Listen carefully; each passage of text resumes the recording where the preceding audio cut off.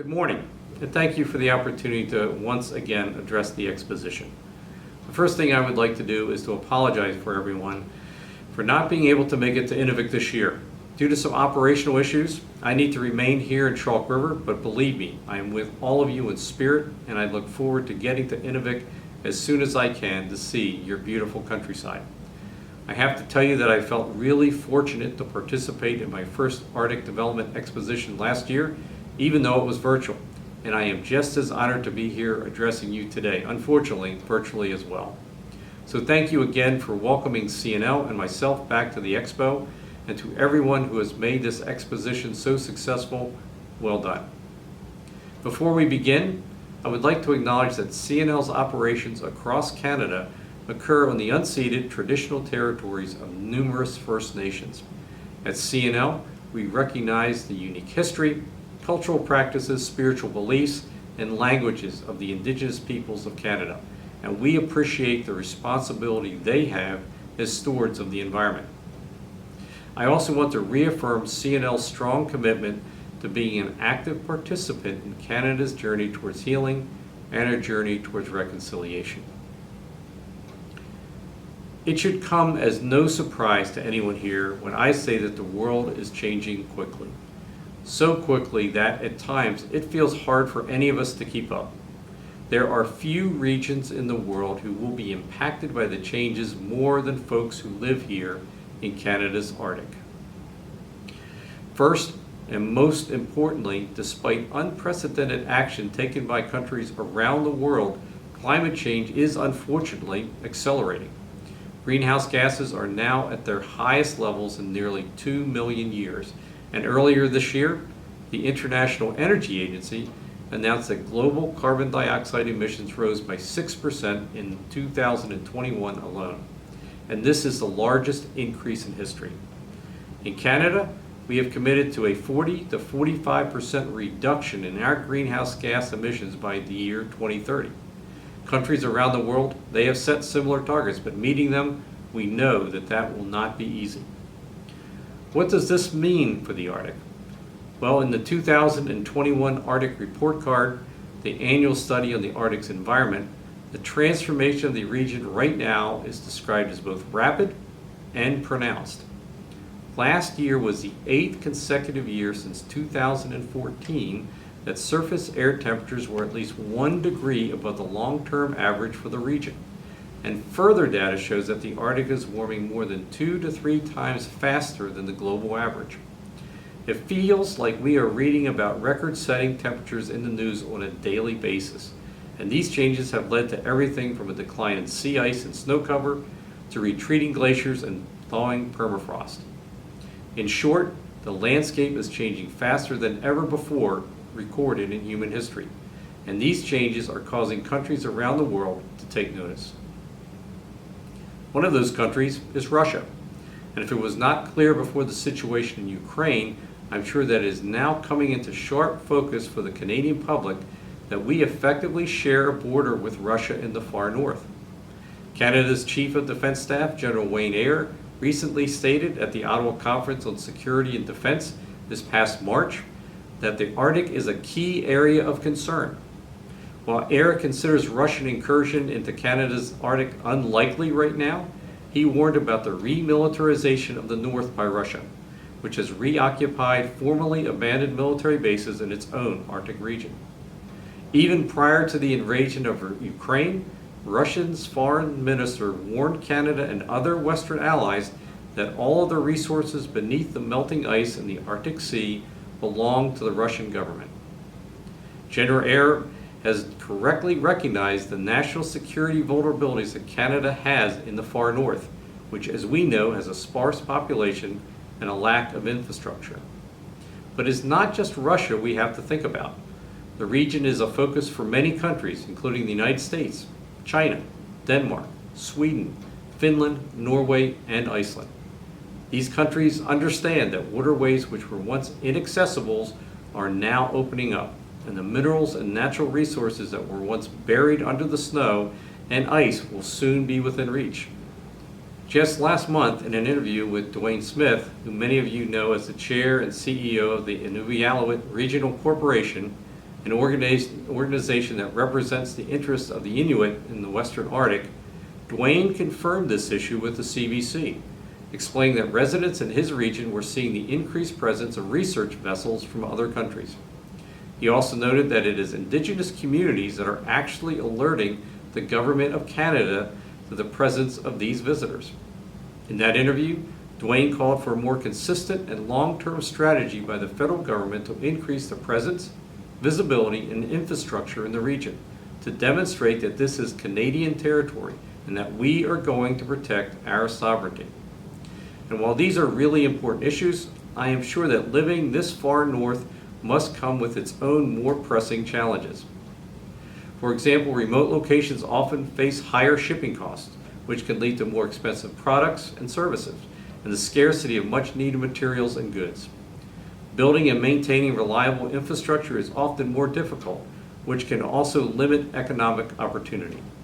And all of these types of hurdles can lead to profound social and cultural challenges that other areas of our country simply do not have to deal with. All of that to say, the issues you face in the Arctic are significant and are part of an incredibly complex puzzle that we need to work together to solve.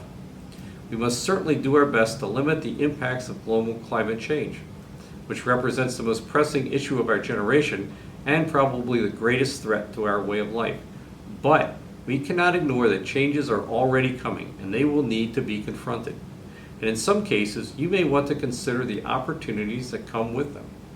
Because the Government of Canada is beginning to recognize the need for increased Arctic investment, and that has been reflected in the 2022 federal budget. Though more funding is certainly necessary, the Government of Canada pledged hundreds of millions of dollars for more housing in Inuit communities and the modernization of Arctic defense. Private industry is also turning its attention to the far north, and this may give you an opportunity to build a better future, a secure and sovereign, environmentally responsible, and economically prosperous future in Canada's Arctic to ensure circumpolar readiness. So why am I here today? What role does Canadian Nuclear Laboratories, Canada's National Nuclear Laboratory, have to play in this conversation? Well, I am here to participate in a dialogue around energy because it is at the center of every issue that I just discussed, whether it's climate change, Arctic sovereignty, or economic security. In particular, I want to talk to you about small modular reactors, also known as SMRs, which I believe hold great potential for Canada's Arctic. But before I do, I want to be clear that CNL, we do not sell or build small modular reactors. This is not a sales pitch. As Canada's National Nuclear Laboratory, we do believe in the benefits of these technologies, and we do play a role in their development.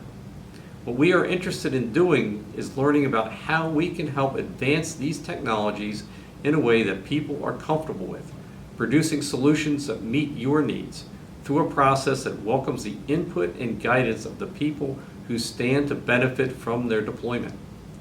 That is the goal of our research and engagement on this topic, and it is ongoing. In 2017, we issued a request for expressions of interest related to SMRs to gather international feedback on these reactors, and there was strong interest from communities and organizations at the Arctic.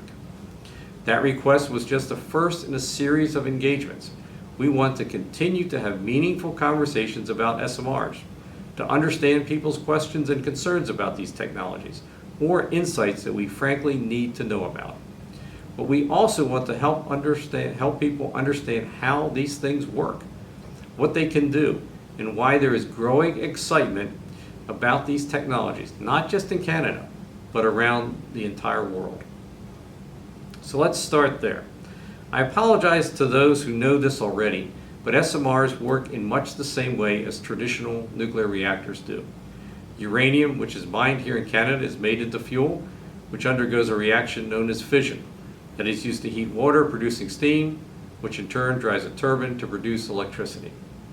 Nuclear reactors have operated safely in Canada for decades in this manner, and today they produce about 60% of Ontario's electricity, all of which is clean, carbon-free energy. But we have learned a lot since those reactors were constructed, And SMRs have some key advantage over previous technologies. First, they are smaller in size and energy output than their predecessors. They can be constructed in a modular way. They produce less waste, will be much more safe, more efficient, and cost-effective than current designs. When it comes to remote regions, what makes them really attractive is that they can be deployed both on-grid and off-grid. In simple terms, you can assemble them, plug them in, and turn them on, and suddenly you have access to clean, reliable, and safe energy. But the benefits go beyond electricity. SMRs also produce heat, which could be used to warm public buildings or any number of applications such as greenhouses for agriculture or hydrogen production to power vehicles of the future. Excess energy can be directed into a storage system in the event of power disruptions or emergency situations. The system could even be used to produce ammonia for agricultural fertilization or for desalination, turning salt water on remote shores into fresh drinking water to service a town, industrial site, or border security outpost. The applications, they really are limitless.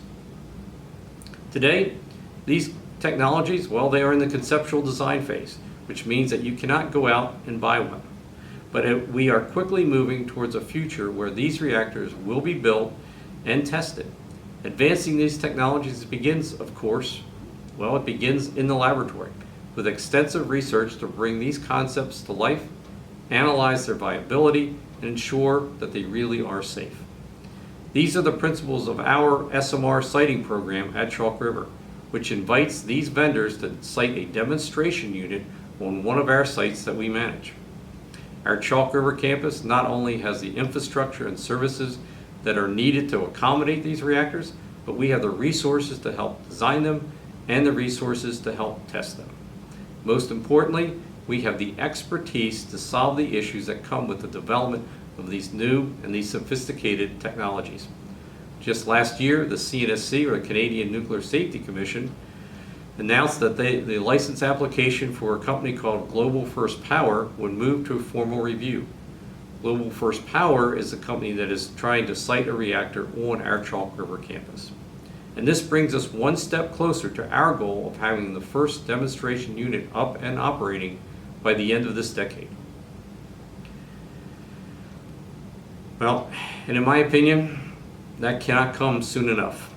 Today, from what I understand, in many northern and indigenous communities, as well as industrial sites, power is generated by burning diesel fuel.